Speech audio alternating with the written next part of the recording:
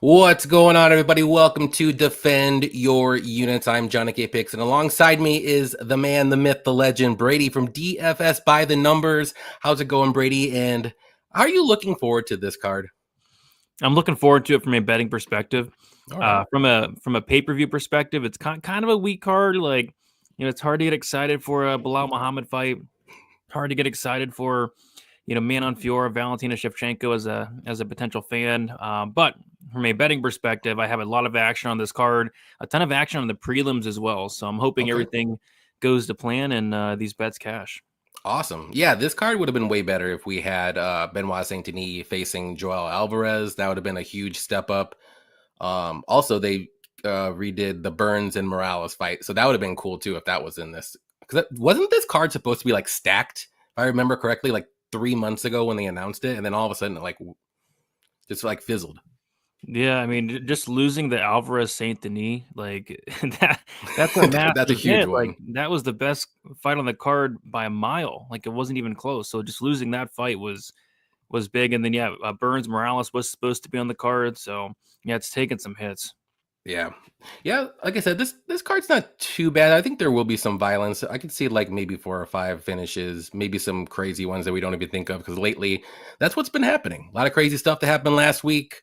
I know we were talking a little bit before we jumped on. You did pretty good. I did terrible. Like anything that happened, it was just the exact opposite that I picked. Like I predicted this, didn't happen. Like the Figgy injury ruined a parlay because I had the over 2.5. It's like anything and everything that happened. I know a lot of people didn't do well either, so I'm glad you came out ahead a little bit or broke even. I broke even. I had like the best prelims of my life and then like the worst main card of my life. I hit Robertson KO plus 1100. There you go. And then everything else after that was just bad, just very bad. I had like Misha Tate. I had Misha Tate as well. I had Petrovic in a parlay. That was awful. I forget what else did I have? There was a lot of bad. So I had Smotherman as a bet. That just looked bad. He didn't do anything. Oh, I had like City ITD. That was the sub was kind of close for City there in that third. I thought he had that. Bars. That was close, but I know a lot of people had Mason Jones like inside the distance or that fight to go under. Same, yeah. That one was really close too. So there was just a lot of stuff, crazy stuff that happened that everyone thought would happen, and it was just the opposite. So it is what it is. But let's say hi to the chat real quick, and then we'll get started. We got 12 fights to go over, and hopefully we will give you some better insight than last week. I'll tell you that. So we got Paku MMA here. What's up, Paku? We got Matthew in here. What's up? I'm going to be there live. I hope you have fun, Matthew. I'm hoping to meet some fighters when I head down there Friday. Yeah, you should be able to if you just walk around the stadium. I met so many fighters just walking around the concourse. Just they're not fighting, obviously, but you just do a little walk around. I think I met like Trevor Peak, Marc-Andre Barriault, and I went to Nashville. There's a couple other guys I can't think of. Yeah, when I was in Miami, I saw Raul Rosas Jr. Oh, nice. Walking around, yeah. Oh, and I know we both went to that Austin card a long time ago, but we didn't see each other. But I saw Giga, I saw Roman Delice. Who else did I see? I saw someone else there too. Like they're just walking around. You just gotta find them. I was sitting. I had floor seats for the Austin card. I was in the bathroom and I saw a fighter, but I was so drunk I forget which fighter it was. but I did see a fighter, but I was just so drunk I can't remember who it was.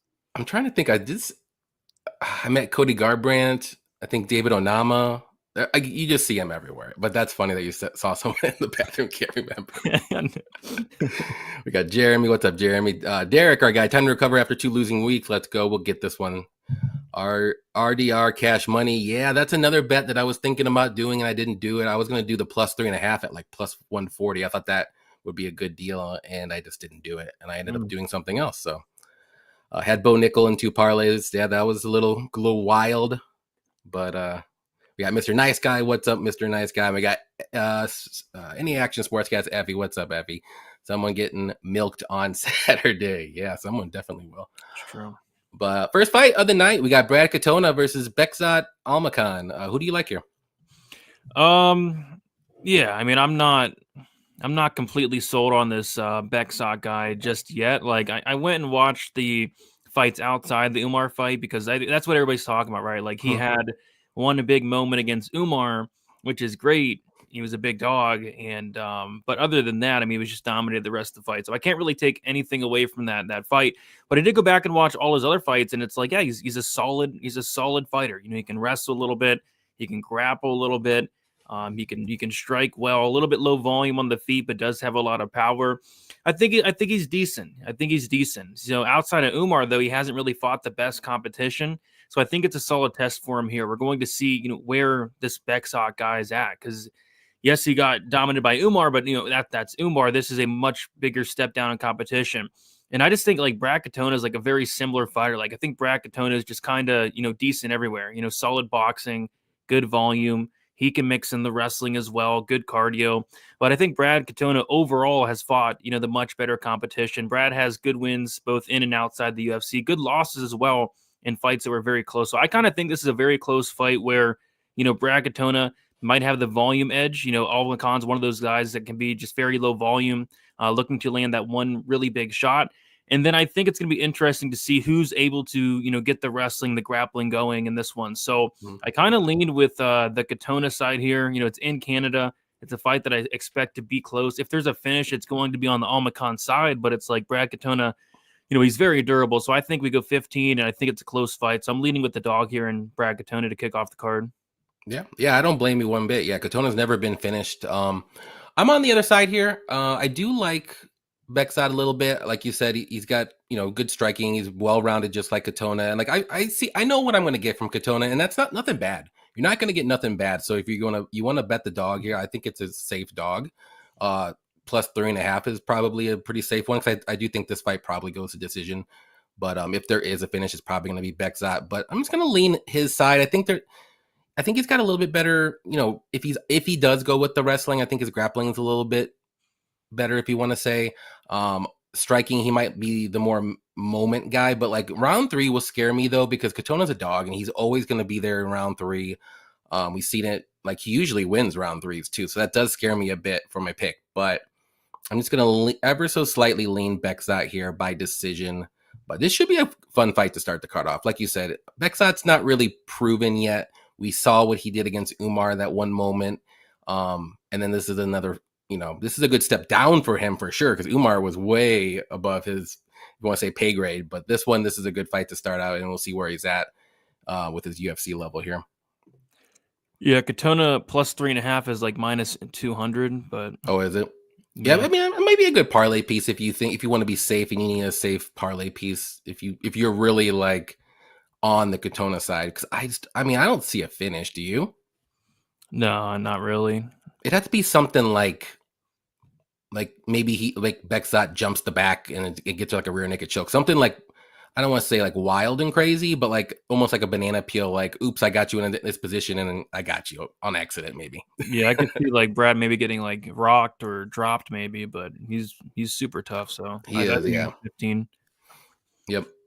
Let's see what we got here. Derek says he always picks the guy with the name I can't pronounce. I win 65% of the time. That's a good strat.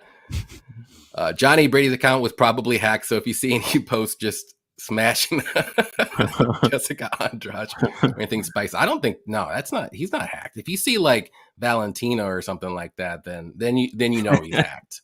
That's so true. Or any Na Liang slander, you know it's been hacked. Facts. We don't talk about that bad stuff over there. Next fight, we got Daniel Santos versus Jiang Young Lee. I'll go ahead and go with this one. I'm going to go with Lee. And the reason why is because he's not going to be on short notice. He's going to be bigger, and he is a true featherweight. Daniel Santos is a bantamweight, so he's moving up on short notice. He hasn't fought in almost 2 years as well, but he is dangerous. Like, he's got very good striking. He's got power in his hands, good grappling too, more so offensively. Takedown defense, isn't the greatest. Most of the shoot to box guys get taken down very easily, and they like to play off their backs a bit, but that could play a part here too, because Lee's pretty well-rounded himself. He's a dangerous striker. I know his last fight wasn't the greatest of looks, but if you're fighting against Haider Emil, you should not do that, what he did, and he paid for it. Hopefully he doesn't do the same thing here, but when he's not fighting at Haider Emil either. But he's well-rounded, like I said, good grappling and wrestling and good striking too. Normally durable, but that last fight, he shouldn't have done that. But I'm going to pick Lee here. He was the dog. Now I think he's a slight favorite. But what are you thinking about this one? Yeah, when I first looked at the card, I saw Lee was like, I think he was like plus 150, plus 140 against a guy that hasn't fought in a million years. And I was like, Yeah. okay, that's interesting. And then when I finally got around to taping it, Lee was still sitting there at plus 125. And I took Lee, and there's a couple of reasons. Like, this is a guy who is going to be the much bigger fighter. I mean, Mm-hmm. I think Lee's just going to look much, much bigger here because this guy Santos, it's not like he's a massive bantamweight. He's really not. So I think he's going to be very undersized.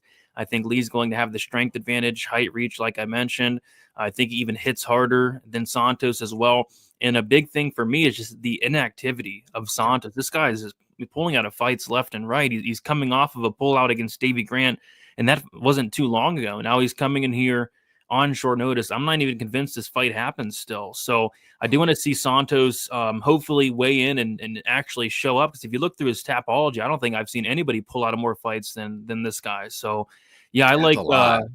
I like Lee here. If this was, a full camp for Santos at his correct weight class, and I think I'd give him a lot more of a shot here, because I do like his style in a sense that I don't think he's the most skilled fighter. He's a typical shoot the box fighter where kind of lacks some skill, but he makes up for it with that dog, right? He's very hittable.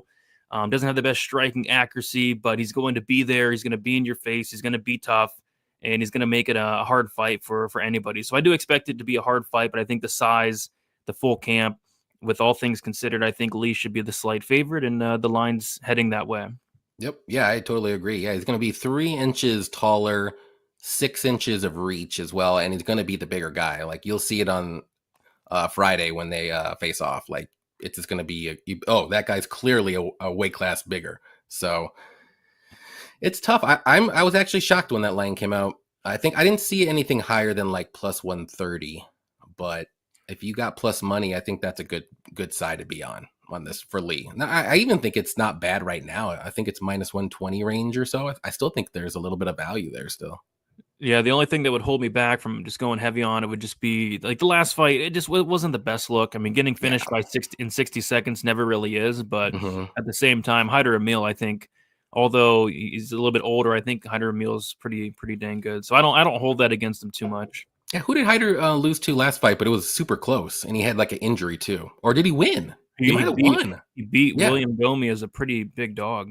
And I think he was wearing those classic wrestling knee pads, and I think he said he was hurt. He like hurt his knee or something. And when those knee pads are on, something's up. Dude, he had the knee pads. He had the ankle sleeves. And he still won. It's crazy. He's a dog, Hyder Emil. So yeah, and I would not brawl with Hyder Emil. That's one thing you should not do.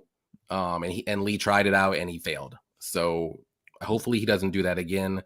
But I think he'll be okay here. But I mean, Santos is dangerous still. He can just do like a spinning elbow and might be over. So let's see. We got Ryan in here. What's up, Brian? Defend your units, baby. We got Ulysses in here. Yo, go to duo. You guys always cook. Appreciate you, Ulysses. Have a blast. There we go. I'm not sure on this one, but I'm sure that D-Rod won round 3. God damn it, Derek. He did. He won that one. Never going to let me that down.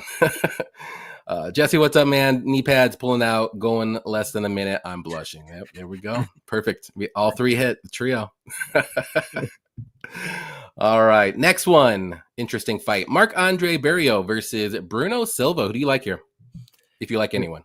This is it's a very interesting fight, because if Marc-Andre Barriault had a chin, had that durability, and I never say this, but I would literally put my house on Marc-Andre Barriault. If this guy could take a shot, my house would be wagered on Marc-Andre Barriault. I would wager 1 house to win a 2nd house. But the fact of the matter is, the durability is in serious question. He's coming off of back-to-back knockout losses, and these aren't just knockout losses. These are, some of the most brutal knockout losses you'll see. Like I literally thought he died in the Piper fight. I was actually worried. I thought we saw the first death in the UFC octagon. He landed first face down, didn't get up for a while. It was just a very bad look. And then a couple months later, came back way too early, got knocked out by Dustin Solsvis, and now he's coming back, way too early again. This is going to be his 3rd fight in the last 8 months. So But on the flip side, you got Bruno Silva, who's just looked very, very uninterested. He looks completely washed. He looks in every fight like Michel Pereira did against Abu Smagomedov. Bruno Silva looks drunk. I'm not sure if he's going in there drunk or if he's alcoholic or what. It looked like he ran like a 10K before getting to the cage. Like he just looks slow and bad. And so it's hard for me to count on really either of these guys. But at least with Marc-Andre Barriault, I just think he's the better fighter. I think he has more volume, better cardio, and just a willingness to be there. From Bruno Silva, it just looks like he doesn't want to be there. The Nardiev fight, Nardiev's okay, but he didn't show up. Getting outstruck 75-30 against Chris Weidman, like that should be a crime. Mm-hmm. Bruno Silva should be arrested for that performance. The Gerald Meerschaert performance. Meerschaert was not only won that fight, but Meerschaert was outstriking Bruno Silva on the feet. It's like, what's going on? So I think Alex Pereira took his soul back in 2022. And since that Alex Pereira fight, Bruno Silva's looked like dog shit. And now, and that was like 3 years ago. Now it's, so I got to go Marc-Andre Barriault here. Like I said, if this guy had some durability, it'd be a max bet. It'd be an easy bet. But even without the durability, I'm just not convinced that Bruno Silva is winning a fight ever again. I mean, I'm shocked. Quite frankly, I'm shocked he's, they're letting him back in here. This guy's won in like 7 in his last 8. He admitted to not wanting to be in there fighting. I don't get what's going on here with Silva. But yeah, give me Marc-Andre Barriault. If he dies, he dies. But give me the guy that actually wants to fight. Yeah, I don't blame you one bit for that. You know what? But I'm gonna go with one last ride with my guy Bruno because I just don't trust Marc-Andre's chin. Exact same stuff. Like, am I worried that he's gonna like not go in there and do anything? Yeah, I am. But I'm not putting money on either of these guys. I'll tell you that. I'm just gonna bank on Bruno landing one shot that'll knock out Marc-Andre. I don't trust his chin that bad to the point where I think Bruno can get a first round KO on Marc-Andre. And if he doesn't get a first round KO, he probably won't win the fight because he'll probably quit. So that's just how it's going to be. So maybe a live betting spot if you want to bet and you're a degenerate after round 1. Maybe you could bet Marc-Andre and be like, okay, Bruno's power is gone. Or he doesn't look like he's interested to fight, then you can just throw some money on it. But until then, like, I can't trust Marc-Andre. And like you said, it's very close. Like, how long ago was it? 3 months ago? November. 3 or 4. Okay, so like 6-7 months ago, not too bad. But if you're losing to Dustin Stoltzfus by a first round knockout, at least Bruno's surviving and going to decision and losing. So I can give him a little bit of credit about that. But yeah, the heart that might not be there for Bruno, but the chin won't be there for Marc-Andre. So that's what you're betting on. Marc-Andre's chin is going to hold up, or Bruno's heart's going to be there or not. Could be interesting, man. Have you ever got really drunk and then tried to fight? It's not easy. This guy Bruno, we got to get him into AA or something. I mean, this guy has a serious alcohol problem, and I think we might see that on Saturday. We'll see I'm gonna look at that and see if he is drunk, because usually when I am drunk, that's the only time I really want to fight. So I'm telling you, he's the exact opposite. Go watch the Meerschaert fight. I mean, this guy was. Oh, I remember. This guy was so drunk. Like, I'm surprised they let him in the cage. Oh man, and he hasn't really beat the best. I mean, when he's winning, he's beating bums except Brad Tavares. That was a pretty good win, but everything else, like, he should have beat Chris Weidman though. But other than that, he probably shouldn't have won any of these fights. Let's be honest. That Chris Weidman fight still gives me. I don't know how he didn't beat Chris Weidman. Oh yeah, didn't he eye poke him, Chris Weidman? Yeah, Weidman quit him. Yeah, multiple times. Well, perfect time to quit. So. We got Matthew saying Pereira took his soul as well. He's a lock. Okay, Mark should win because it's in Canada, but no way I'm betting on this fight. I agree. Bruno by KO. What round? I would say round 1. And if he doesn't get it, then he's probably going to lose. That's what I think. I agree. That chin is gone. If Bruno throws some punches he can find that Mark will punch, but I have to think Bruno will show up because his back is against the wall now. Yeah, I mean, if he does not win this fight, he will not be in the UFC at come Monday. Well, let's be honest. Maybe even Marc-Andre. So this is, both fighters are up against the wall a little bit more so Bruno though, for sure. Tom, what's up, Tom? I can't trust either fighter with my money. I agree. Chris Weidman was a dirty cheater in that fight. He did. Yeah, the double eye poke. Oh yeah, it was a double eye poke. Three Stooges style. That was crazy. Good times. Next fight, Navajo Stirling versus Ivan Erslan. I'll go ahead and go. Yeah, I'm gonna go with Stirling. I mean, probably not a shocker here, but I am a little worried because all these undefeated fighters are just losing at will now. I do think he is the better dynamic, diverse striker. He does have power in his hands, but Erslan can crack too. Most of his finishes are by KO, and they are all of them. Well, most of the KOs are in first round. I think all of them are. So this could be like a fireworks fight, but I'm going to go with Stirling. I mean, there's not really much to break down. He's a good kickboxer. He's still new in the MMA. Doesn't really have a ground game. We haven't really seen him tested against someone like a really good wrestler, but Tukos was able to grapple with him a little bit, but that's Tukos.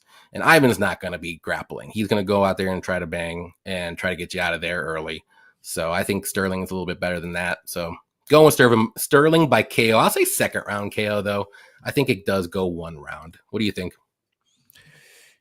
Yeah, we actually have the same pick, Stirling round 2 KO. And kind of how I'm seeing it is, early on, I think that Erslan might try to cage push a little bit, maybe try to grapple a little bit, but I don't think he's really going to have much success. Like, that's not his game. I went and watched a ton of fights of Erslan, and what I kind of wanted to see was, the ability to mix it up, the ability to go for takedowns, and I don't think I saw him attempt like one takedown, like maybe one, but he's mostly looking to go out there and strike, and like that's a problem. He's very hittable, and just quite frankly, he's at a big striking disadvantage. This guy Stirling has a kickboxing background, trains with the city kickboxing guys, and just a very high level striker. And I like his striking quite a bit.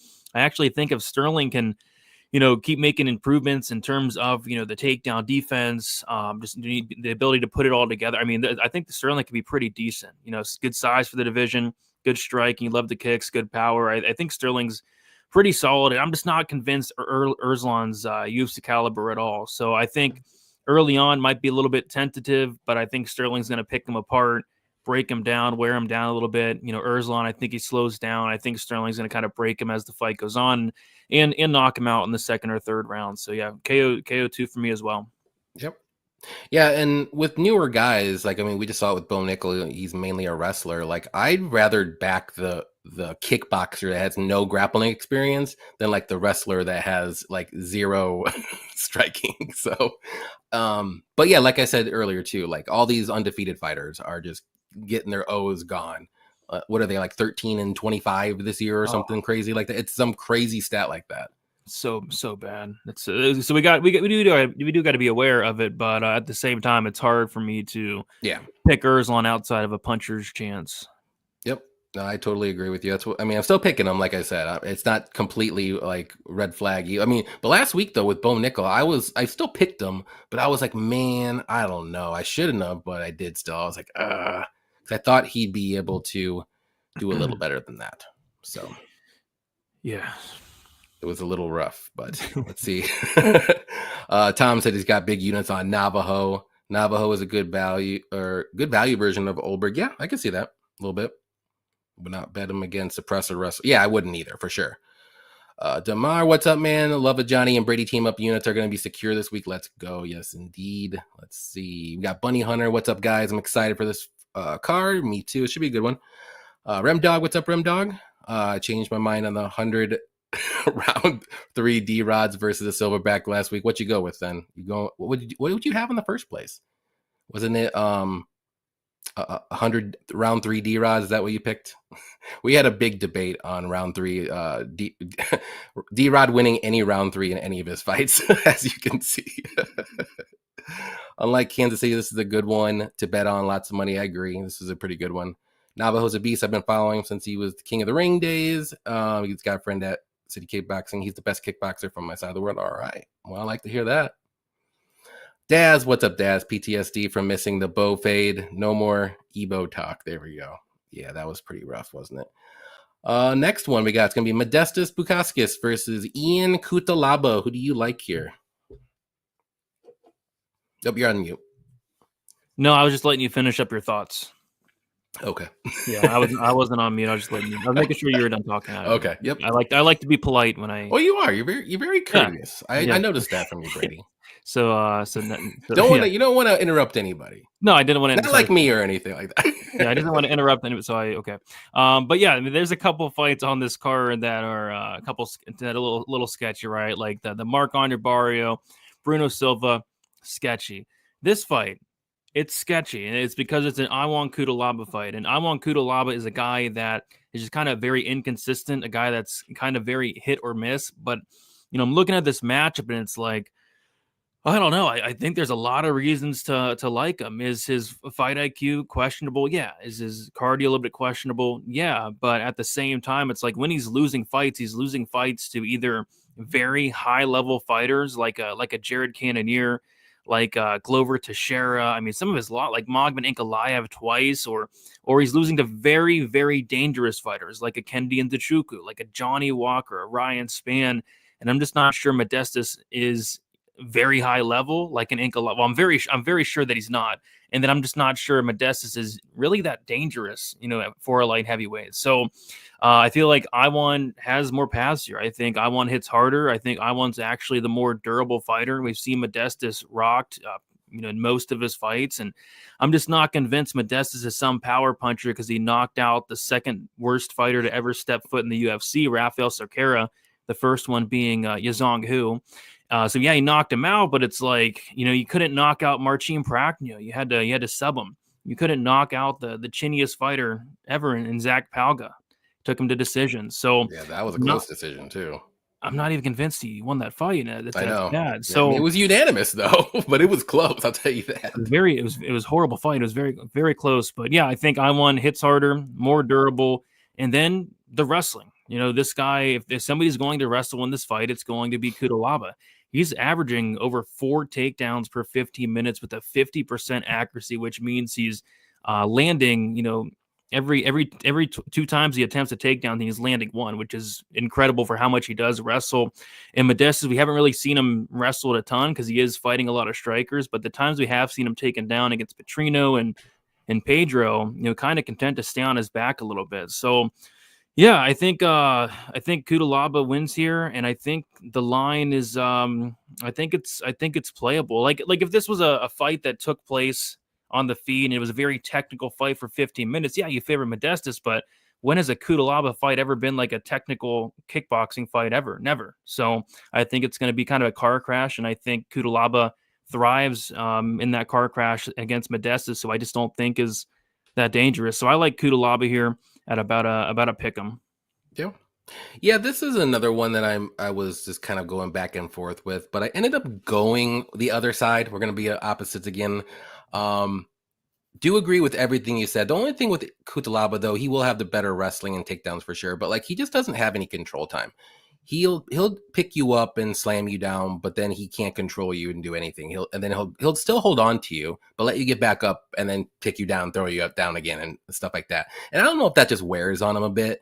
So it always worries me in round 1. He goes a little too crazy and his gas tank's gone, and then after that, he kind of just doesn't really do anything else. And so I like Cutelaba like round 1, but after that, I do favor Modestus. I think he's got the better cardio. I think he can stay at range, especially after round 1. It just really depends on what Cutelaba we're going to get. Are we going to get crazy Cutelaba that tries to go for some takedowns early or goes to try to get a brawl? Because he has to get a finish if that's the Cutelaba we're getting. Or does he tone it down a bit? But if he tones it down a bit, then I think Modestus has a pretty good chance to win round 1 because I do think he's going to be the better technical striker. He's not more durable. Cutelaba definitely is.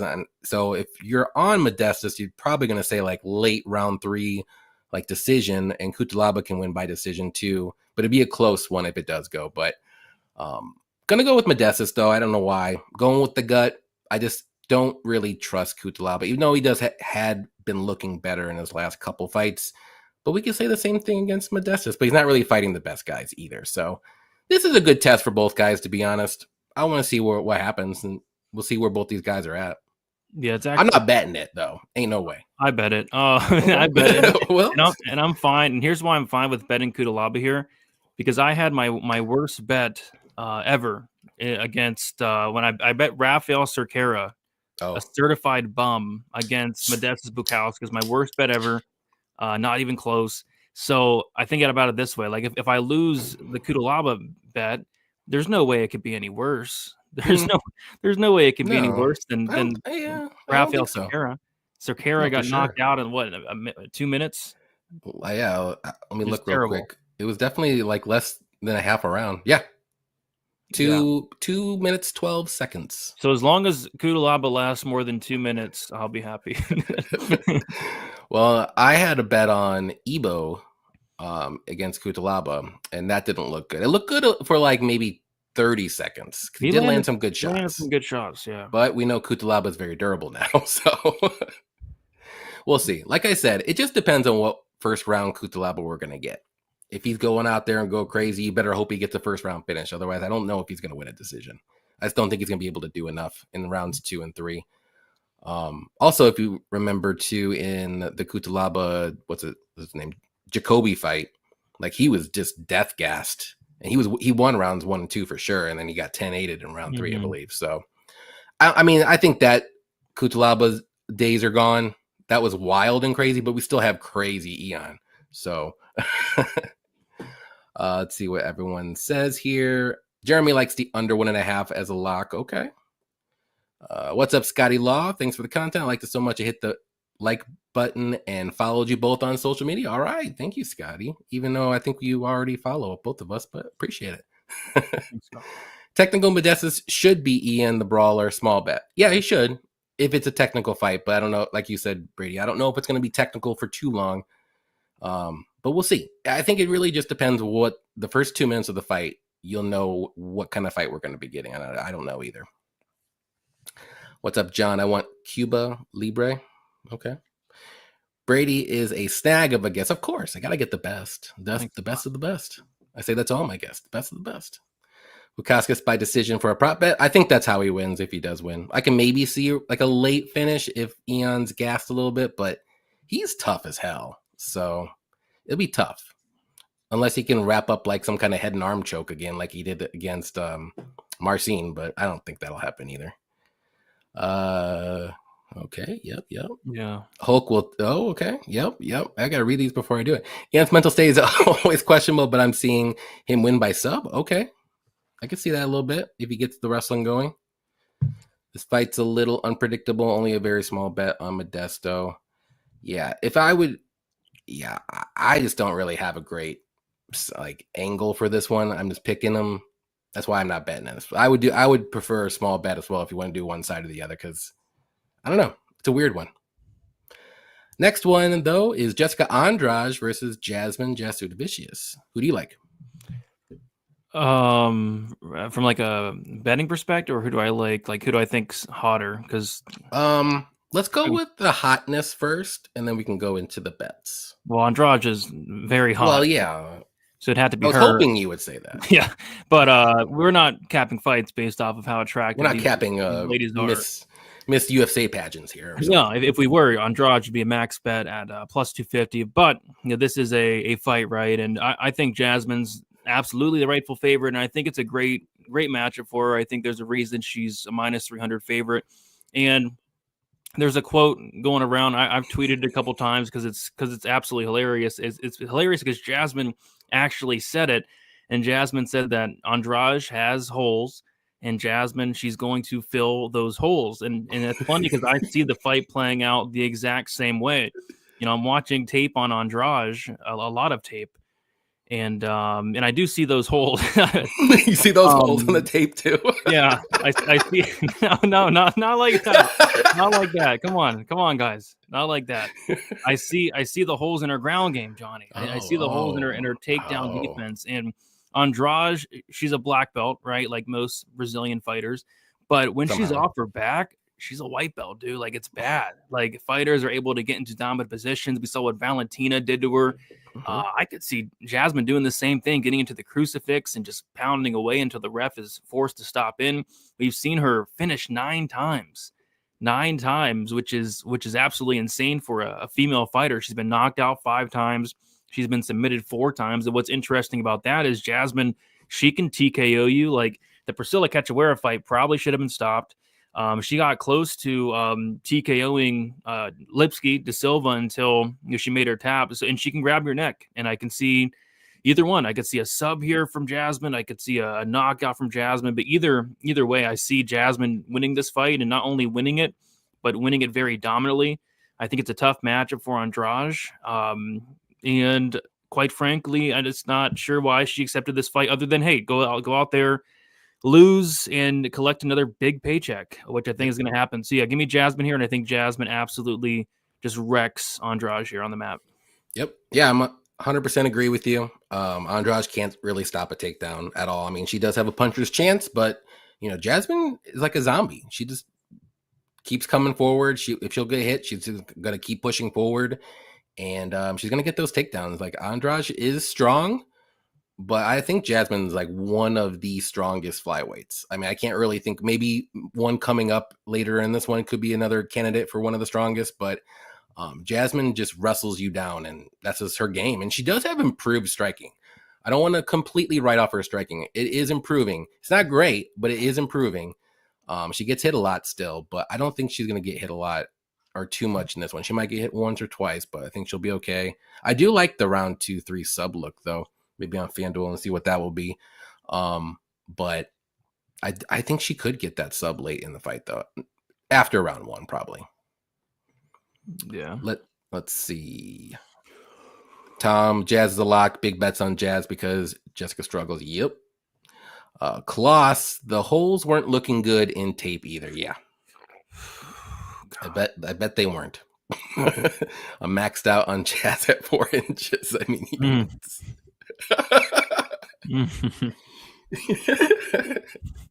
so I should max bet Macy Barber in a couple weeks.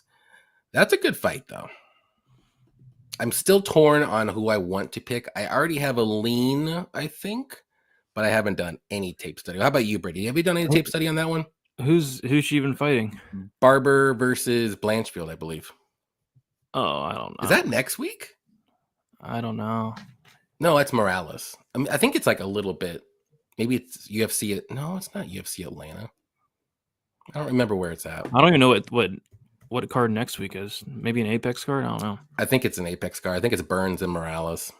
The one they took from this card to make another card. Yeah. Careful, Brady. They say once you go jacked, you never go back. It's true. After that ugly divorce, Jessica's just looking for paychecks at this point. Yep. It's okay, Brady. I bought the WWF China Playboy back in the day. We all have our vices. There you go. I parlayed the over 2.5 in Silva Grasso with Jazz. That's not a bad look. Jazz touched the Stanley Cup. Hope she loses now. She just cursed all of Canada's teams for 20 years. Eesh. Sorry, any Canadians. That's not good. You don't do that. We're picking based off attractiveness, Barber all day. Okay. Yeah, I probably would agree. But the next one, featured prelim of the night, Mike Malott versus Charles Buffalo. I believe it's Buffalo. Radtke. I'll go ahead and go this one. This is another tough one that I'm just a little torn on. I ended up going with Mike Malott, but I'm not confident, as you can see when I'm saying this. I am a little worried for both guys. I do think both guys are very dangerous. Chuck Buffalo has a very good left hook. We saw it in his last fight against Selmsberger. And Malott has pretty good striking too, and then sneaky guillotines and sneaky grappling, and he gives up with 15 seconds left. And that's what worries me in this fight for him too. If this fight does extend into the round 3, he does slow down a little bit. And his last fight against Trevin Giles wasn't another good look. He was lucky he won that fight, and Trevin Giles was just a little bit worse because he looked bad. And so the only reason why I'm going with Mike Malott, though, is I do think if this fight does get to the ground, he's a little sneakier on this grappling, and he can definitely get a sub, whether he's on his back, when he's on top. And I don't think Charles is going to probably keep this on the feet. So Mike Malott probably should try to mix in some wrestling here and there. But I like the unders in this fight, to be honest, if I want to choose something rather than pick a side. But, Radtke's not a bad dog to pick here in this one. Who do you got? Looks like a lot of people have Radtke, man. I mean, this line's getting crushed. Yeah. And I could see it. Totally. Yeah, and I was one of those people. I bet Racky plus 215 Nice. for just a unit, and kind of regretting not going a little bit heavier, just for one because of the line movement, and two is because I do think this is a fight that could really go either way. I think both these guys, they're kind of well matched. Like I think Matt Malott's probably more skilled. Like I like the volume. I like the way he mixes it up on the feet. The leg kicks, the body kicks, which I do think could be a factor. The grappling, it's all good, but I question the cardio of Mike Malott. I question the heart of Mike Malott. I question the durability of Mike Malott. And I think I'm with you in terms of violence. I played the fight doesn't go to decision at minus 200. And I think we gotta thank Officer Trevin Giles for that one, because that was the first time ever Mike Malott went 15 minutes. And I never thought he would. With the way this guy fights, I never thought he would ever go 15 minutes. But the reason the fight went 50 minutes is for two reasons. Mike Malott got embarrassed by Neil Magny. He came back his next fight, overcorrected, his cardio issues, and the fight was awful. Nothing happened. And then you had Trevin Giles, who fought to not get finished. He fought to not get knocked out, because that's all he did. He always got knocked out. He's like, okay, I'm going to fight smart, and I'm not going to get knocked out. So it was kind of like a moral victory for Officer Giles in terms of, I lost, but hey, I didn't get knocked out. So that's why the fight went 15 minutes. And I think there's a little bit of recency bias now, because if that fight never happened, I think the fight doesn't go should be like minus 300, minus 350 with these two especially. Like I question both guys and their durability. Mike Malott, we've seen him rocked. He's very hittable. Chuck Buffalo has a nasty left hook, a ton of power. Both guys are BJJ black belts and dangerous on the ground. And then I've also seen Racky, hurt to the body multiple times, not only in the Proches fight, but even outside of the UFC, he was finished to the body with body shots, late second round there. So yeah, I think both guys a little bit fragile. Question the mentality, the heart of Mike Malott. I think violence is absolutely the best spot. And on some books, it's still plus 200 or minus 200, and I think that line's going to keep moving. Even like the under 2.5. But the reason I went with the fight doesn't go, just in case there is like a last second finish, just like in the Magny fight. So I went the fight doesn't go in the Racky side. If Malott finishes Racky, I break even on the fight. But if Racky is Malott, it's a pretty big hit there. Yep. Yeah, I don't blame you one bit. Do you think Racky's going to get the KO? Do you think it'll be early or late? I think it could be in any round, but I to be honest, I think this fight's going to be a car crash. I think it's going to be early. I think Mike Malott's going to try to make it pretty, but I think Racky's not going to let him. I think Racky's going to pressure, and I think these guys are going to swing dicks a little bit. Yeah, because I see some books have it at minus 2.5, the under, and I see some books have it at minus 1.5. It's set at. I mean, not that you can't change it, obviously, but it's just interesting that some books have it one way and some books have it the other. Like they don't know which to set it at. And the under 1.5 is plus 130.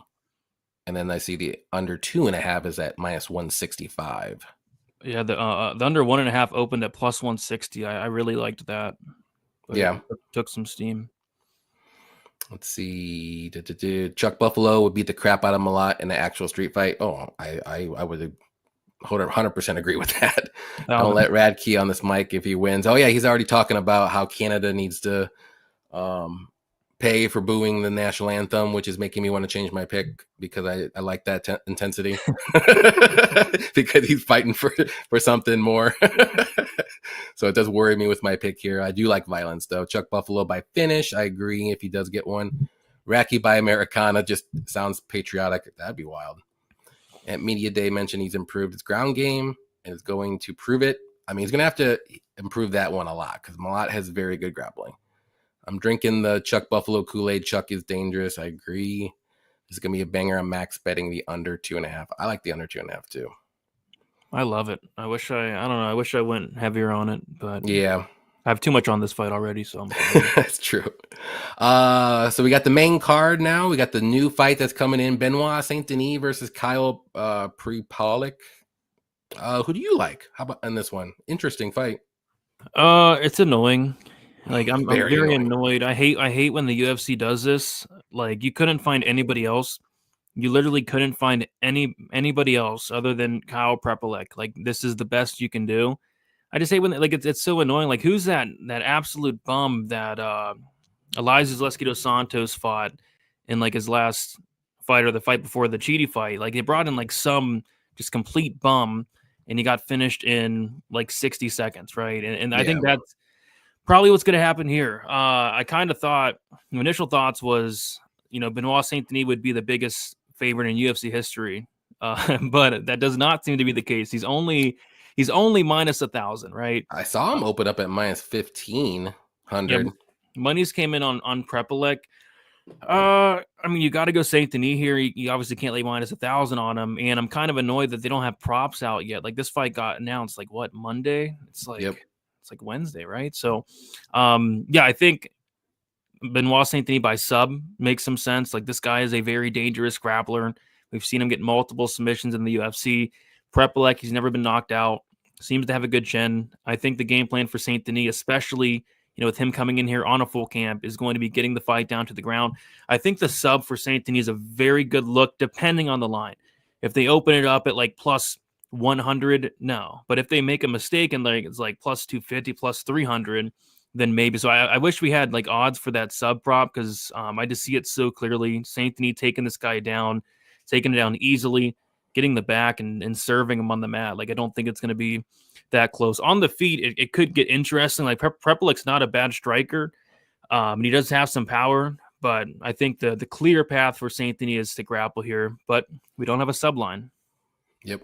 Yeah, I agree with you too. I think the sub line is probably the way to play it if you want to play this fight. Other than that, you can maybe see what the under 1.5 is. I don't even know if that's out yet. No, it's not. Like, it is. What's that at? It's on just two books, Bovada and BetOnline. It's minus 175 to the under. I mean, maybe. I mean, it probably hits, right? I shouldn't be worried too much about the price. I mean, that's probably going to hit. I don't see this fight going into round 2.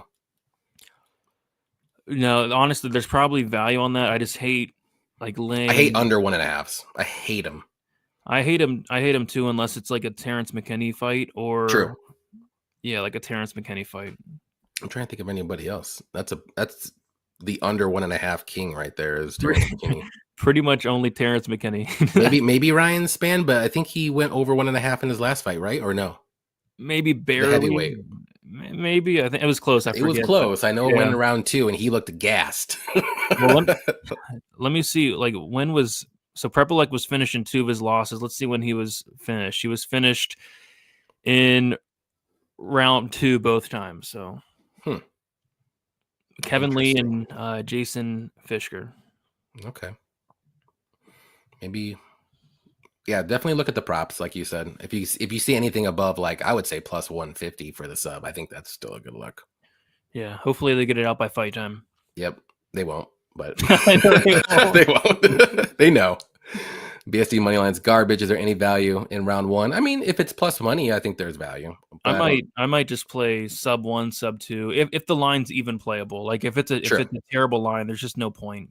Yeah, you have to be getting some kind of plus money in order to play that one for sure. Hope the MMA gods bless us with it. Benoit Saint-Denis lost. How can you turn down Gamrot? I mean, I know why. We all know why. Because he probably doesn't think he can win, and he needs a win right now. I think he's lost 2 in a row? Yeah. 3 in a row? No. Oh, 2 in a row. He's lost 2 in a row. I mean, they were against good fighters, but yeah, he needs a win, whether it's against the bum or not. So probably needs a little bit of money as well. The book, because I also saw that he was like training himself as well. So not good. Not a good idea. If you're training yourself and you're the head trainer, you probably aren't going to be winning if you want to get to the top. Let's be honest. The books do not want anyone to win money on BSD. Yep, for sure. Did anybody get in on the under half a round at plus money? No, I didn't even know that was out. They opened up the over-under at 0.5 rounds. Nice. And what was that at? Plus money? I think it was like minus 200 or so to the over 0.5, and then like plus 180 to like the under 0.5. So I played the under 0.5 rounds in one fight, and it was Despain versus Josh Parisian. And I think I was even on your show, and I put that as a bet, like, but Rebellas to win in under a half a round. It was like 25 seconds. That's how he wins too. So I remember like even the 60-second finish for that fight was like plus 450 for Rebellis. Yeah, it was something insane, but that's the only one. My tuning it bet on Joel Alvarez is a refund. Yep. I think that under is set at 1.5, and yep, moved to 1.5. Okay. All right, next fight, interesting one. Alexa Grasso versus Natalia Silva. I'm gonna go with Silva here. I know Grasso's very good. Obviously, she's been a champ and she's got good boxing. She's got sneaky grappling, very durable. But I think Natalia Silva is just on a gravy train with biscuit wheels right now. And I'm not going to be picking against her or betting against her until we see her look really, really bad. And this could be the fight, but I haven't seen it yet. I like her striking a little bit more. It's a little bit more diverse. I like her kicks. We haven't seen any of her grappling and wrestling yet, but she does have very good wrestling and very good grappling. We just have not seen it. She's got 7 wins by sub on her career, and they're all in the regional scene. But when she went to the UFC, she's just been striking. Like, she's got a couple takedowns here and there, but she mainly wants to keep it on the feet and strike. But I think this is a good opportunity to use some of that grappling because Valentina was able to do the same thing in 3 of the fights. And if Silva can do, I think Silva can do exactly the same thing. So if Silva definitely uses her wrestling here and grappling, I think she wins by a landslide. But if it is going to be a striking fight, it's going to be close, 29-28, but I do favor Silva to win. What do you think about this one? Yeah, I mean, I don't have a ton of interest in this one. I think Silva wins, but the line for me it's just too wide. Mm-hmm. Minus 255 now. Like she was like minus 170. I thought even like a couple days ago, maybe like a week ago, if that. But yeah, just money. The lowest I saw her was like minus 205 or 210, something like that. Like that was like on Sunday or Monday, maybe. Even that is like, I think Silva wins, but I don't know. I feel like people are counting out Grasso a little bit. Like she is a former champion that at the end of the day did beat Valentina Shevchenko. But yeah, I mean, Silva, I think wins.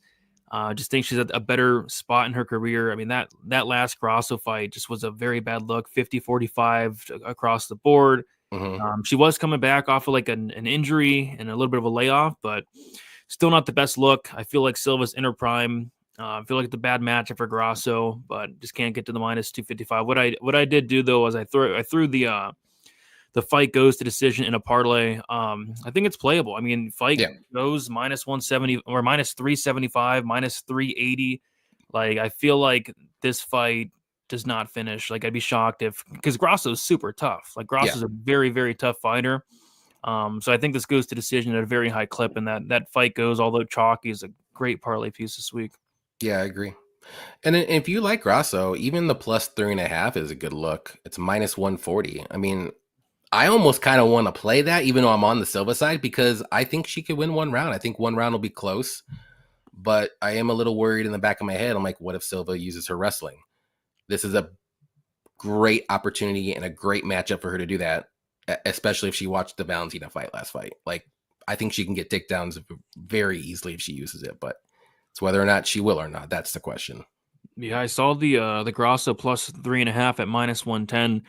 And I'm not sure if it's still there on Bet Online or not, but yeah, I almost played it too. But at the end of the day, like I could see just like a Silva 30-27 masterclass performance, and it's like, it was a trap. It was a trap because minus 110 for a plus 3.5 in a female fight that's going the distance. It's not bad. Yeah, but it's hard to look away on that one. That's why I said I'm really high on Silva. I think she wins this, but I'm like, man, that's kind of a good bet. So yeah, I'll think about it. I'm probably not going to, but if anything I do, it's probably gonna be Silva money line in a parlay or the over, like you said. I mean, I think those are 2 easy ones. Silva has the best footwork in the entire UFC. I mean, she kicks very well and she moves around the octagon very well too. Reminds me of Lian Machida. Doesn't need a finish. She can 10-9 every round. Yeah, I think she can too. I worry Silva will look like ass off her back. I don't think she'll be taken down at all. Not by Grasso. Do you think so, Brady? No, if she does, it could be trouble. Like Grasso's submission game has improved, like leaps and bounds, like working with Diego and stuff. True. But she's gonna have to track her down. She's gonna have to get her down. It's gonna be hard. But if she does get on top, it could be sketchy. Yeah. And a lot of the times, I mean, we haven't really seen Grasso on top working submissions. It's mainly off her back. Facts. Yep. So that's another thing too. So I don't know. The only way I can see Silva maybe getting taken down is like if Grasso catches one of her kicks and then just trips her that way or something like that. And like a traditional wrestling takedown, I don't think that's going to happen. I think Silva's going to be way stronger. What up, JDM? What do you think, Grasso catching the kicks? Yeah, that could be the one way she can get taken down and maybe subbed, kind of like the Valentina fight, but I don't know. I don't want to say fluke, banana peel, but maybe a little bit. I don't think it was I kind of do, kind of don't, but I don't think it's a fluke because she did it again in the second fight. She took her back, she took her down and took her back in the 5th round. So it's like, I was annoyed because I had Valentina in a parlay in their first fight. And then it happened again in the second fight. I'm like, what's going on? The third fight, Valentina's like, no. No more. No more. Third time, no way. Not today. I'm going to wrestle you all 5 rounds. Silva reminds me of prime Dominic Cruz. I have a feeling Diego and Grasso do a lot of grappling outside the gym. That I think that's probably why, what's his name, is mad at Diego. Yair. If you will. Yeah. Because I thought, weren't they all in the same gym? And then now they're feuding for some weird reason. And usually it's probably women. So, so we'll also touch Lord Stanley Cup. She's Brazilian, though. It doesn't matter. That's okay. She gets, exactly. Medium-sized bet on Silva. There we go. Next one. Another pretty close fight. I actually think all the rest of these fights go to decision. I'll just say that right now. But Jose Aldo versus Ayman Zahabi. Who do you like? Yeah, I'm taking the last 4 fights to go to decision too. Okay. Yeah, this is a very close fight. I know. Very, very, very close fight. So yeah, I think the line's wide here. I think just because how I'm seeing it is, I think this fight's going to go the distance at a very high clip. Mm-hmm. The fight goes is minus 350, and Zahabi is, I think, very underrated. And I'm one of the guys that underrates him because I hate him. I hate his style. He's low volume, so boring to watch. And the reason I hate him because he's one of those guys that is just all defense. This guy has a 71% striking defense, which is just like unheard of. He's so hard to anything touch. In the 50s is crazy. Yeah, like 60s is like elite, like 71, like and that's over like a 7-8 year sample size for Zahabi. So he's very tough to hit. And I've always kind of knocked him for his trash volume, and he can make for very boring fights if he's not knocking out Arichi Long early, or I think he knocked out Draco Rodriguez early. Other than that, it is, pretty low volume. But his last 2 fights, like this guy at 36, 37 years old, Zahabi's looking career best. That performance against Javid Basharat was like minus 900.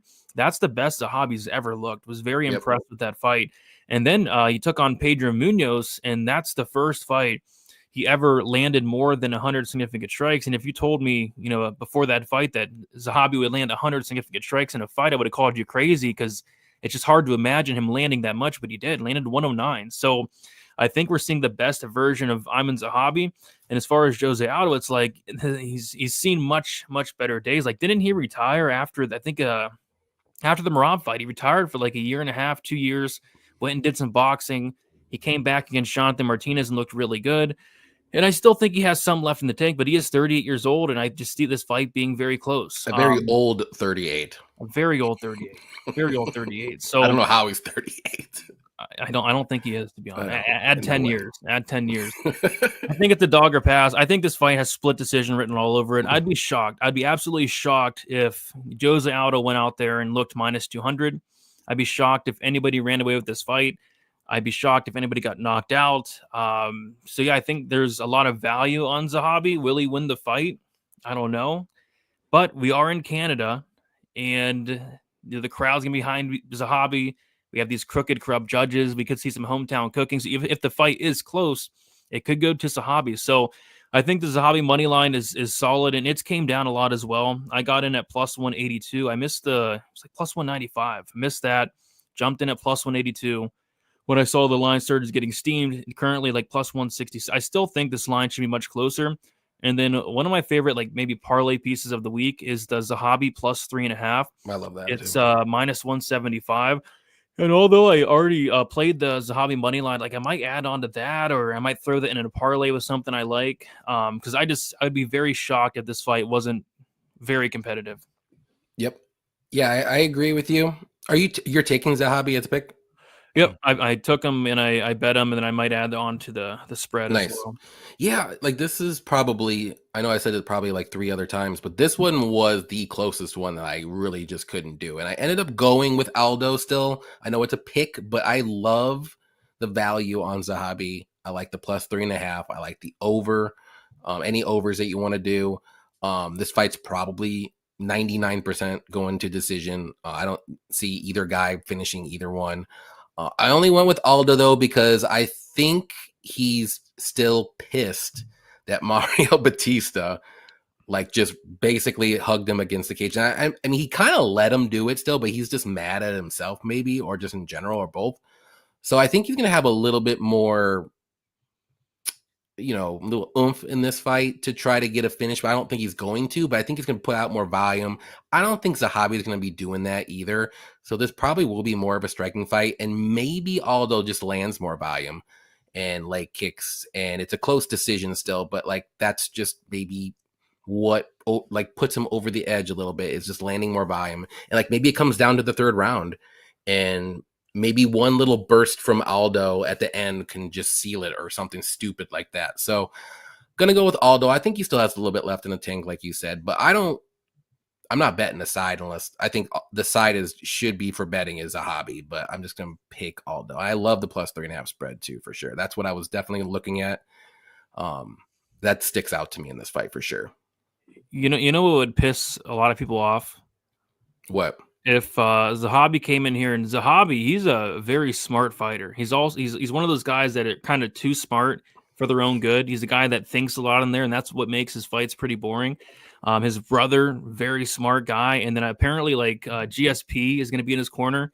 Oh. What if all these guys who have great minds come up with a game plan of, hey, how's Jose Aldo losing these fights? Oh, he's getting held against the cage. What if Zahabi pushes him against the cage a little bit, because we've seen that Aldo just can't get off the cage. For Marab and Mario Batista did the same exact thing. Even like freaking Marlon Vera took him or hold him against the cage a little bit. So yeah, I could see that potentially. And I think that would be funny as hell, and everyone would be booing. Well, actually, no, they probably wouldn't, because they're in Canada. So they like it. But everyone at home would be booing. Yeah.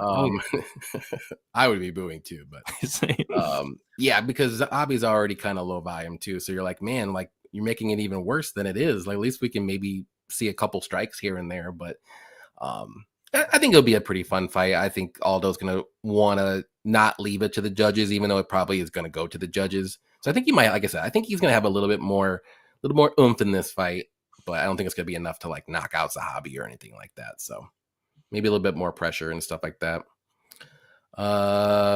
Let's see. Tom has BDM down there. Small bet on King of Rio. Good luck defending all those body shots. Going to hurt the body. Zahabi has power. He does. Ariel Hawani's twin is garbage to watch, to be honest. Got to hit the road. How many times has Aldo gotten screwed by the judges? I don't know. He got screwed in the Batista fight, and then he got screwed in the Marlon Moraes fight. Yeah. Yeah, but yeah, I don't understand how judges can score cage pushing as anything at all. It should just be nothing. Like nothing at all. It doesn't mean anything. We've seen it in what was that fight? It was Alonzo Menefield and William Knight. Like Menefield did exactly the same thing, and I think William Knight landed like one punch, and that won him the round. Yeah. Like that's how it should be. Yeah. But it doesn't happen always like that. Love Zahabi plus 3.5 Olajuwon. I agree. I love it too. Yep. All of those 3.5s are good. I love all of those. Or you can, Valentina 5.5. I like that too, for sure.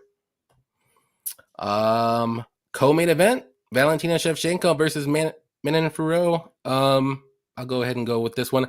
I'm going to go with the champ. I'm going to go with Valentina. I think she gets this one done. I don't think she's washed or anything. I know Manon's very good. She's a good striker. She's going to be a little bit bigger. But she's only going to be 2 inches taller. The reach is about the same. I think Valentina has the wrestling in her back pocket if she wants to use it, maybe in the later rounds to slow down Manon. And I think some people are just forgetting, like, Valentina's also a very good striker. Like, if not probably the same as Manon or better, I would say.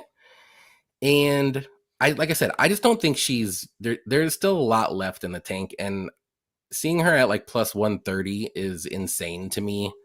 And not to say that, like I said, Man's very good, but I don't know if this is a big test, and we'll see if she passes it or not. But I'm going to go with the champion. I think she gets it done again. I think it'll go to decision again, maybe like a 48-47. But if Valentina starts using that wrestling and can get her down, then it could be a different story. So we'll see. But I'm just throwing it out there. Like, I'm not thinking she's going to be going in there wrestle only like in the Grasso fight. But she does have that in her back pocket, and if she sets it up perfectly, she could probably get a takedown. Because I do think she has better wrestling than a lot of people think. What do you like in this one? Yeah, I think for me, at least, this is the toughest fight to call on the card. I actually picked Fiorot, but to be honest, I hate that pick. I really hate, like, the more the weeks went on, the more I've been thinking about this fight, and I kind of hate the pick. Valentina, she is 3-0 as an underdog. I don't like that. I didn't like the Rose fight for Fiora. Like, Rose is, obviously a strawweight. Manon was much, much bigger than her. I think Rose even got hurt in that fight. Like, and pinky got hurt or broke or something like that. Yeah, like, that fight was like super competitive. So it's like, I don't know. I don't know. I think for me, it's all going to come down to whether or not Shevchenko will get if Shevchenko can get takedowns, if Shevchenko can track down Fiorot, get her down, be able to hold her down. Because Fiorot, she's very hard to track down. Her takedown defense does look very good.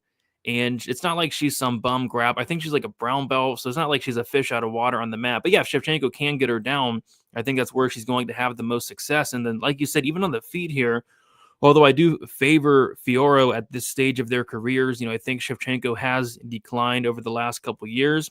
It's probably still going to be, pretty competitive. So, yeah, I'm gonna stick with my pick with Fiorot to win a decision. But yeah, I kind of hate it. And I will not be betting this fight. And yeah, probably just gonna sit back and watch this one. Looks like money is coming in on Valentina. Fiora minus 130 now, Shevchenko plus 110. It makes sense. I mean, I think there are some reasons to like Shevchenko here. There are some reasons, but nothing's really sticking out. Like, maybe the plus 5.5 on Shevchenko could be a good parlay piece. I think I saw it like minus 200. Like, that could be solid. So maybe that could be like a potential parlay piece. But yeah, I would be shocked if Fiorot wins a 49-46. I think either fighter here is 48-47 decision, all across the board. It's gonna be that close, or maybe even a split.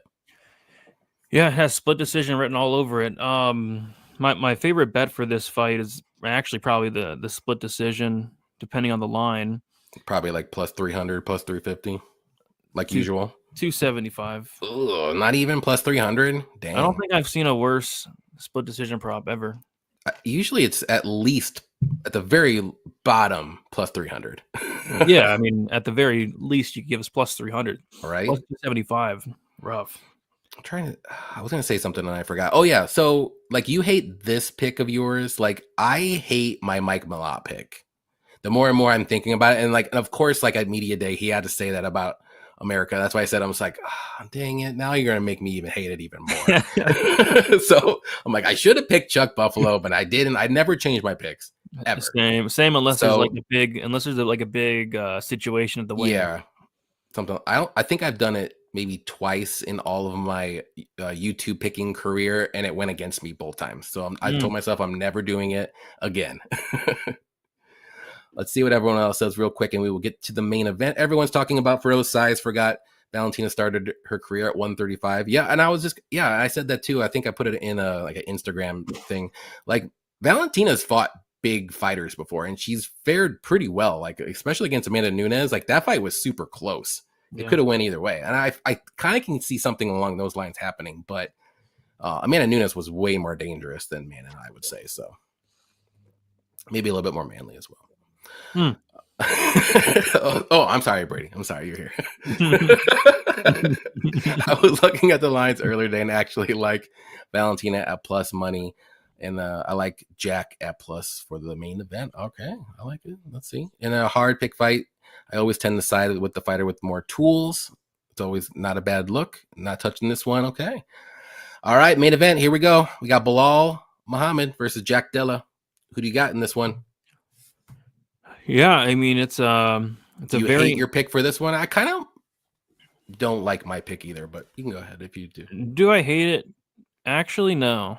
Actually, I don't hate it. I'm going Belal here. There's a lot of outside noise. There's a lot of narratives with this one. Apparently, Belal's been going on interviews and saying that he's going to strike with Jack Della for 25 minutes. Like that's no way. The big narrative here. And I kind of feel like that's driving the line a little bit because I agree. I mean, if these two strike for 25 minutes, yeah, I mean, all the values on Jack. Mm-hmm. But I just can't. I went back and watched the Burns fight, and I saw Gilbert Burns, the ghost of Gilbert Burns, nearly 40-year-old Gilbert Burns, taking down Jack, and Burns was up 2-0 on 2 of the 3 judges' scorecards. Like that's a bad look. The shell of Gilbert Burns is up 2-0 against you. I don't know. And then the Basil Hafez fight, like you're going to a split decision with Basil Hafez, who's probably going to get cut very soon if he hasn't already. Short notice too, as well. Yeah, on like a couple of days' notice. I mean, that guy is not good. Basil Hafez will be cut in the very near future.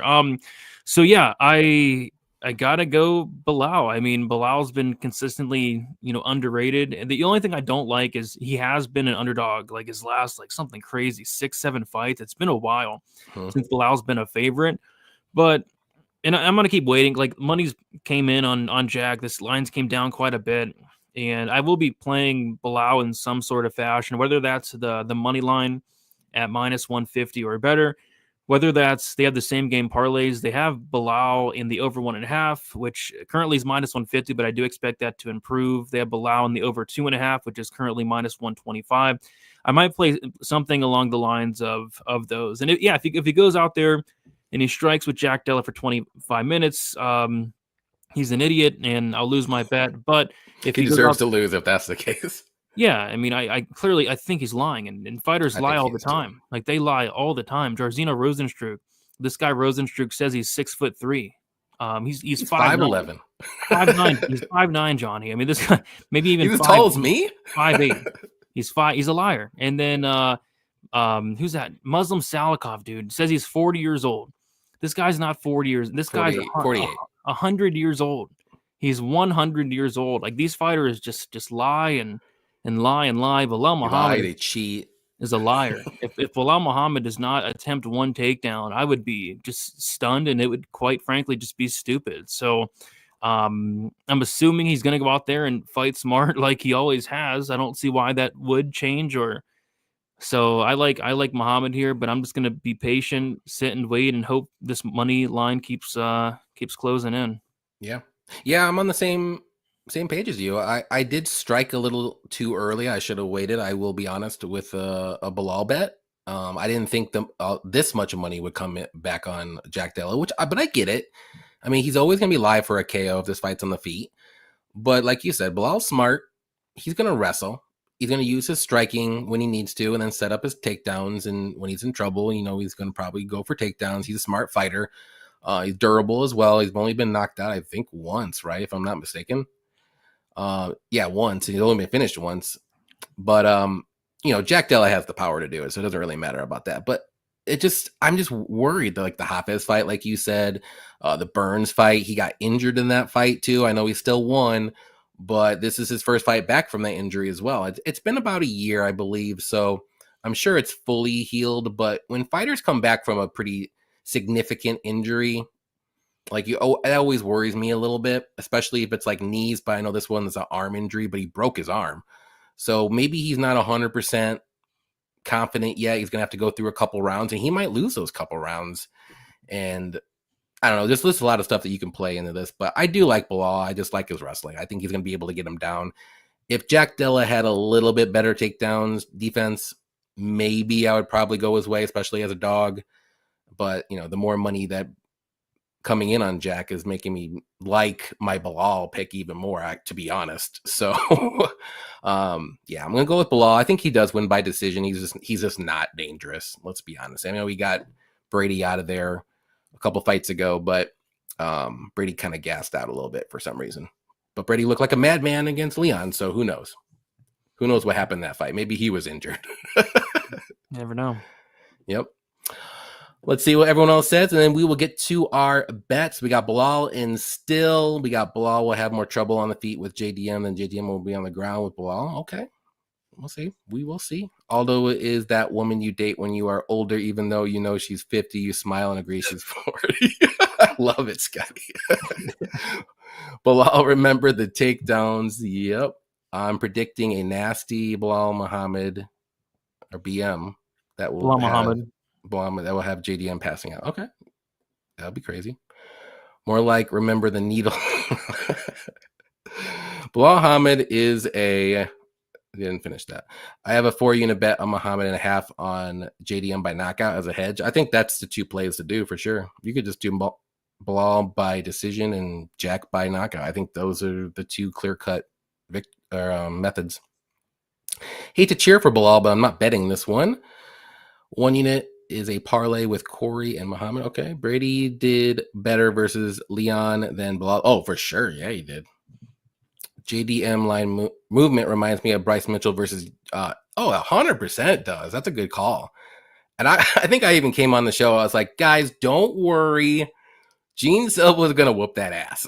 Like, there is no reason you should be picking with all that stuff. Haters are like crickets. They make a lot of noise and you hearten them. But when you walk with them, you're quiet. Belal Muhammad. That's what I was going to say too. He's just very hard to like. He's not really a likable guy. You just kind of just not worry about Belal there. Just worry about the fighter Belal, because he is very hard to like, man. Oof. Dude, I'm taking a couple very unlikable guys. I'm taking Brad Katona. I'm taking Ayman Zahabi. I'm taking Belal Muhammad. I'm taking some very unpopular fighters. Yeah, that is. I'm trying to see if there's anybody else. Those are probably the three on this card for sure. But let's do the easy money parlay. I can already say that we both like the plus 3.5 in Zahabi. Yeah, I was gonna say that one. Yeah, let's throw that in one. So we just need something about minus 300 or so, and we can get that plus money. You see anything you like? You like Jasmine? Yeah, kind of. Would the Silva fight goes make it plus money or? Not sure. Look, I'm just looking on DraftKings, but we might be able to find it. Let's see. DraftKings, it's minus 104. I think the only other sports book. I don't have Bet Online, but let me see. I know Bet365 has spreads now. If you have that, I don't know if you do. Yeah, they only have 3 out though. We could do Jasmine. Okay, let's see if there's anything else just in case though. The Shevchenko plus 5.5 also is solid. That is solid. That's plus 133. I mean, if you're pretty confident about that, I'm cool with it because I'm pretty confident in Shevchenko. Yeah, I mean, I absolutely love that Zahabi spread, and then I did too. And then, the more I thought about the Shevchenko fight, the more I think that she's extremely live. I was gonna say the under, but I hate putting unders in a like a safe parlay because they're never safe. I was gonna say the under in the Malott fight, or the fight doesn't go. That could be one. I like that too. We both like it. Mm-hmm. A lot of good options. There is. Let's go ahead and do that one. Let's do the plus 3.5 spreads, Valentina's plus 5.5, but that'll be plus 133. I think that's a good look. Yeah, agreed. I'll put that in the chat real quick.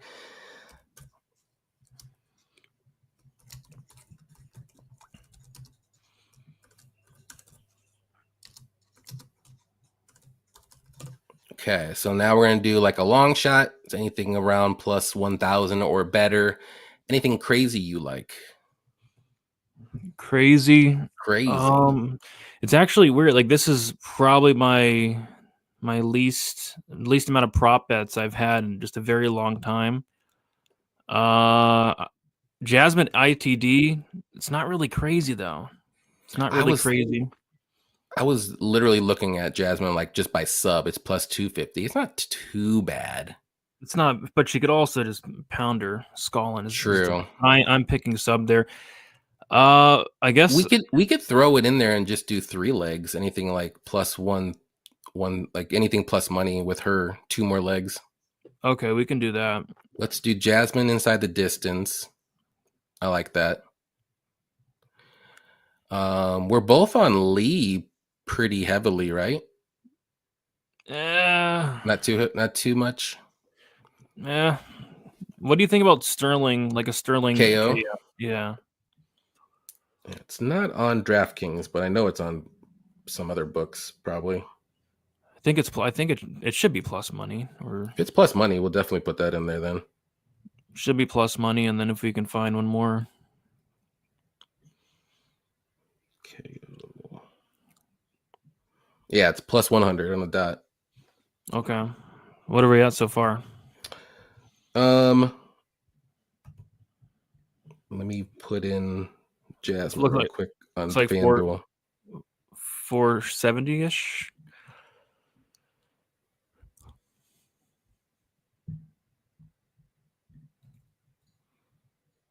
Yeah, 460. 460.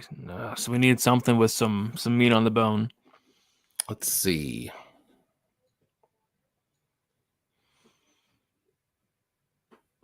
Should we do Chuck Buffalo KO? Just do inside the distance, and that should easily get it over.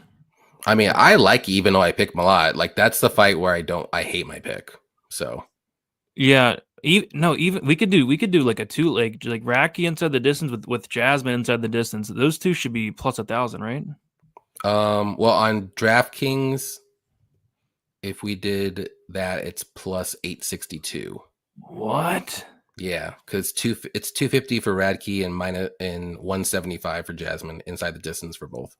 Yikes! Because I was on Bet Rivers has Radtke ITD plus 310. Oh wow! And Jasmine ITD. Let me see what 185. Yeah, what is FanDuel? FanDuel's pretty good. Because I like that parlay quite a bit.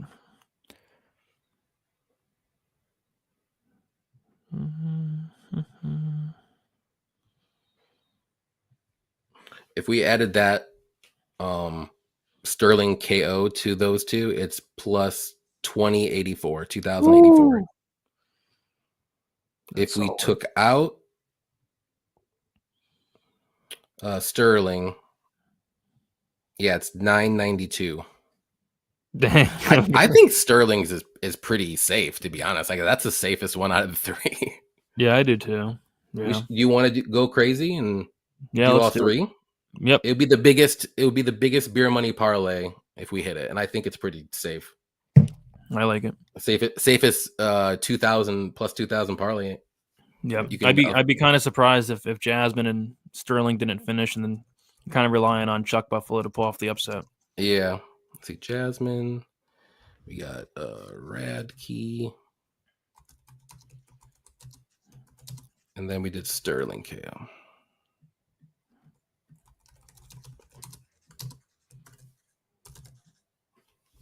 Oh, crap.